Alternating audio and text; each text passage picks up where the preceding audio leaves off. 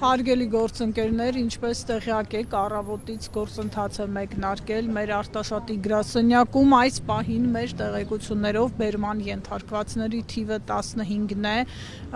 մեկ անձի առաջադրվել է մեղադրանք, փաստաբանները մանրամասները կներկայացնեն, բայց այս գործընթացը մենք գնահատում ենք որպես ուղիղ քաղաքական հետապնդում ուժեղ Հայաստան կուսակցության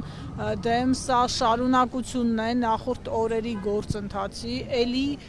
բերման ենթարկվածների թվում կին կա մեր արտաշատի գրասենյակից Հասմիկ Ամիրզադյանը, դուք տեսաք նախորդ օրերին Վերժինե Ստեփանյանը եւ Գոհար Ղումաշյանն էին այս իշխանությունների թիրախում, Նիկոլ Փաշինյանը փաստորեն փորձում է կանանց միջոցով պայքարել, փորձում է կանանց միջոցով ճնշումներ գործադրել, բայց ինչպես նախորդ օրերին հիմա էլ մենք վերահաստատում ենք, որ այս քրեական հետապնդումները մեզ չեն վախեցնում, չեն կանգնեցնում, մենք գնում ենք, գնալու ենք մեր նախանշած ուղով եւ այս ամենը իշխանությունների վախի հերթական դրսևորումն է, գաղտնիք չէ, որ Հայաստանում իրավապահ մարմինները վաղուց դարձել են պատվերով կարվող քրեական գործեր իրականացնողներ, վաղուց դարձել են ֆեյսբուքյան ստատուսներով քրեական գործեր հարուցողներ եւ իրականացնողներ, այնպես որ այս գործընթացները մեզ ամենևին չեն զարմացնում։ Մի հոգինով է, որ մեղադրանքի առաջադրել։ Անվանական չեմ կարող ասել, մանրամասներին չեմ տիրապետում, փաստաբանները մանրամասներ կհաղորդեն, բայց ուզում եմ շեշտել, որ առավոտից մեր փաստաբանների գործունեությունը նաև խոչընդոտվում է, ահա այն կողմ մեզնից մի փոքր այն կողմ փաստաբանները սպասում են, նրանք չեն կարողանում մտնել հակակոռուպցիոն կոմիտեի շենք, մի քանի փաստաբանի է ընդամենը 1 կամ 2 հավանաբար հաջողվել ներս մտնել, այն էլ ահազանգերից եւ դիմումներից հետո համապատասխան մարմիններին փաստաբանների մի մասը մինչեւ հիմա կանգնած է եւ սպասում է, որպեսզի կարողանա մոտենալ իր վստահորդին եւ համապատասխան պաշտպանությունը իրականացնել։ Հիմա այստեղ հակակոռուպցիոն քանի թիմակից թվականակ չեմ կարող նշել, քանի որ կրկնեմ թիվը փոխվում է առավոտից, բայց նաև բերման ենթարկվածներ կան հակակոռուպցիոն կոմիտեի այլ հասցեներում, օրինակ տեղեկացանք, որ մի մասը գտնվում է Մոսկովյան մեկ հասցեում, այնպես որ այս պահին թվականակ եւ անվանական տվյալներ կդժվարանամ նշել։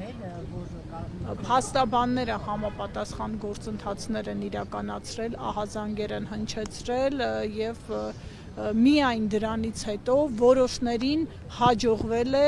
մոտենալ իրենց պաշտպանյալներին, բայց մի մասը կրկնեմ առավոտից սպասում է եւ չի կարողանում իրականացնել իր փաստաբանական գործունեությունը, սա մարդու իրավունքների կոպտագույն խախտում է, նաև ուզում եմ այս գործընթացի վրա հրավիրել նաև Հայաստանում ընտրական գործընթացներին հետևող կառույցների, կազմակերպությունների ուշադրությունը, սա ուղիղ քաղաքական հետապնդում է 50+1-ի հավակնող ուժի նկատմամբ, այն ուժի նկատմամբ, որը առաջատարն է, որը Հայաստանում բերելու է փոփոխություններ եւ Սամվել Կարապետյանի մեր ուժի առաջնորդի նկատմամբ արդեն 10 ամիս շարունակվող ապօրինի հետապնդման շարունակությունն է սա ըստ էության, այդ հետապնդումը եւ գործընթացները հենց նրա շուրջ եւս վկայում են, որ այս իշխանությունը վախեցած է, եթե հակառակը լիներ, Սամվել Կարապետյանն էլ ազատության մեջ կգտնվեր եւ լիարժեք հնարավորություն կունենար հանրության հետ շփվելու, այս պահին կարող եմ նշել միայն այսքան։ Հակակոռուպցիոն կոմիտեն նշել էր, որ 14 անձիկ, ովքեր բերման են ենթարկվել, կաշառք ստանալու մեղադրանք է։ Սրա վերաբերյալ Գիտեք, տարբեր մեղադրանքների մասին իրենք կարող են խոսել, նորից եմ կրկնում, գաղտնիք չէ, որ արդեն տևական ժամանակ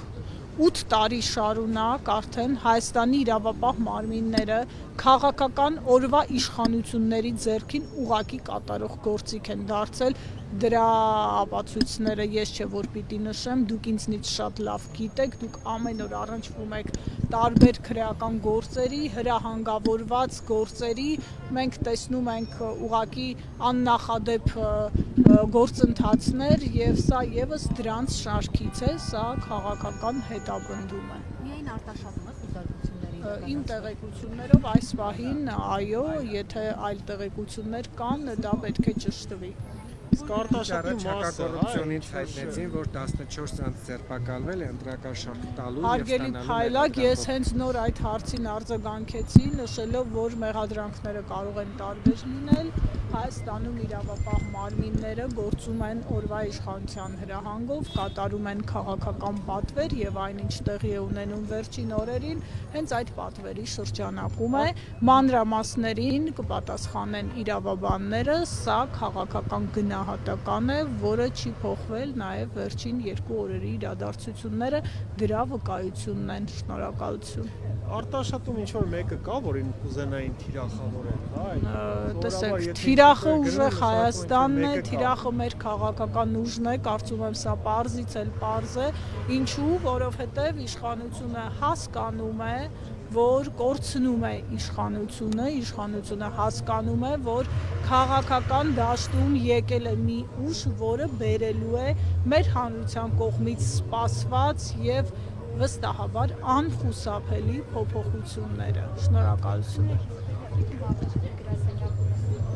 Այլ մանրամասների չեմ տիրապետում, հարգելի գործընկերներ, ավելին ասել այս բանին չեմ կարող։